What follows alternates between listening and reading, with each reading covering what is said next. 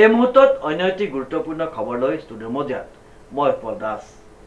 যোৰহাট অভিযান্ত্ৰিক মহাবিদ্যালয়লৈ এগৰাকী প্ৰাক্তন ছাত্ৰৰ 50 লাখ টকাৰ অনুদানেৰে আগবঢ়াইছে এটি আটকধুনীয়া গৃহ।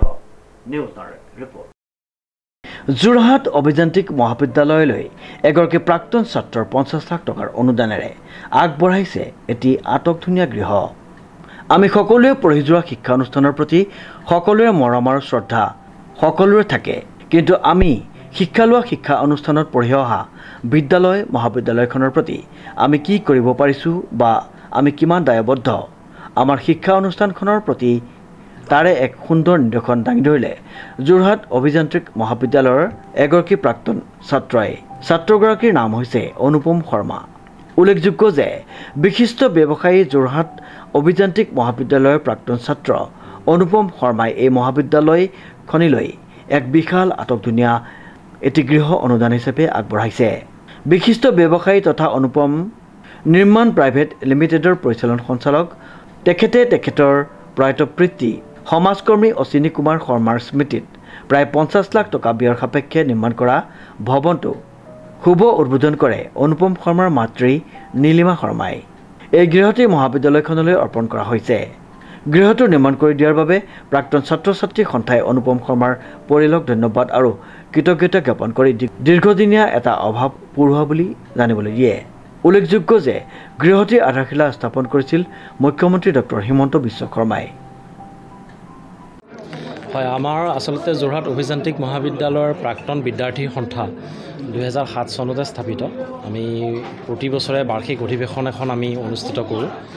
আজিও তেনেকুৱা এখন অধিৱেশনেই আছে আৰু আজিৰ এই অধিৱেশনখনৰ বিশেষ কাৰ্যসূচী হ'ল আমাৰ এইটো আপোনালোকে অফিচ দেখিছে, এইটো আমাৰ কলেজৰে 1996 চনত পাছ কৰা কলেজৰ পৰাই চিভিল ইঞ্জিনিয়াৰিং ডিপাৰ্টমেণ্টৰ অনুপম শৰ্মাদা।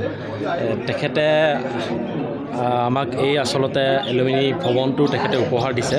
তেখেতৰ দেউতাকৰ সোঁৱৰণত স্মৃতিত তেখেতে আজি 2 বছৰ আগৰ পৰা ইয়াৰ কনষ্ট্ৰাকশ্যন আৰম্ভ কৰিছে আৰু কনষ্ট্ৰাকশ্যন সম্পূৰ্ণ হৈ পেলাই আজি তেখেতৰ মাতৃ অনুপম শৰ্মাদাৰ মাতৃৰ দ্বাৰা এই অফিচটো আমাৰ উদ্বোধন কৰা হৈছে। ইয়াত যথেষ্ট সুবিধা আছে। এটা কনফাৰেন্স হল আছে, বেডৰুম আছে, kitchen dining with the office of JEC alumni association. গতিকে সেইটোক লৈ পেলাই আমি যথেষ্ট সুখী। এইটো আমাৰ দীৰ্ঘদিনীয়া এটা অভাৱ আছিলে। মানে ভাৰতবৰ্ষৰ যিকোনো মানে উচ্চ সেইটোতো হয় বাৰু, মানে হায়াৰ এডুকেশ্যনেল ইনষ্টিটিউট এখনত আচলতে এনেকুৱা এটা অফিচৰ খুবেই দৰকাৰ, যিটো আমাৰ অভাৱ আছিলে। অনুপম শৰ্মাদাই ধুনীয়াকৈ আমাৰ সেই অভাৱটো আজি পূৰণ কৰিলে। গতিকে আমাৰ এলুমিনি এছ'চিয়েশ্যনৰ ফালৰ পৰা তেখেতৰ আৰু তেখেতৰ পৰিয়াললৈকে আমাৰ মানে ধন্যবাদ জনালোঁ। তেখেতৰ পিতৃ প্ৰয়াত অশ্বিনী কুমাৰ শৰ্মা ডাঙৰীয়া, তেখেতৰ সোঁৱৰণত এই বিল্ডিংটো আমাক উপহাৰ দিছে। যিকোনো এজন মানে ল'ৰাৰ কাৰণে বা ষ্টুডেণ্টৰ কাৰণে সেই 4 বছৰ আটাইতকৈ ইম্পৰ্টেণ্ট 4টা বছৰ। ইয়াৰ পৰা পঢ়ি মই ইয়াৰ পৰা ইঞ্জিনিয়াৰ হ'লোঁ, মই বিজনেছত পঢ়িলোঁ। ভগৱানৰ কৃপাত মই বিজনেছ ঠিকে চলি আছে।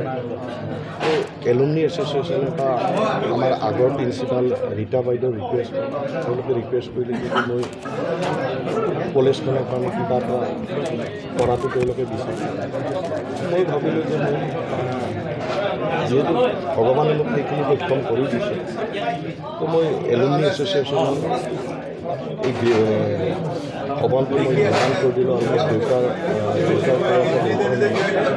মই এইটো কলেজত উৎসৰ্গা কৰিলোঁ।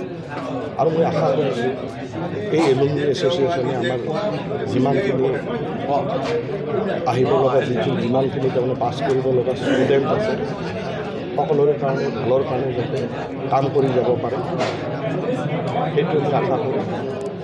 মই আজি মাৰ দ্বাৰা এই ভৱনটো মই উদ্বোধন কৰি মই কলেজত অথবা এলুমিনি এছ'চিয়েশ্যন। অনুপম বৰাৰ ৰিপৰ্ট, নিউজ নাও।